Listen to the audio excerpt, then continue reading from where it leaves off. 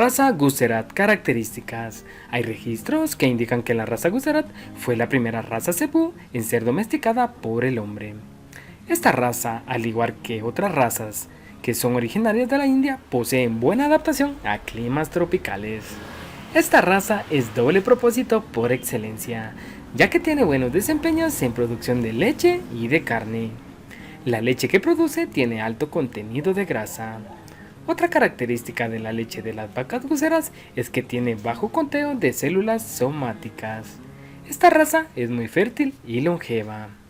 Cuando es manejada de una buena forma, la raza Guzerat puede proporcionar un ternero cada 13 meses. Una característica muy distinguible es la presencia de cuernos en forma de lira, aunque actualmente se está popularizando la estirpe Guzerat Mocho.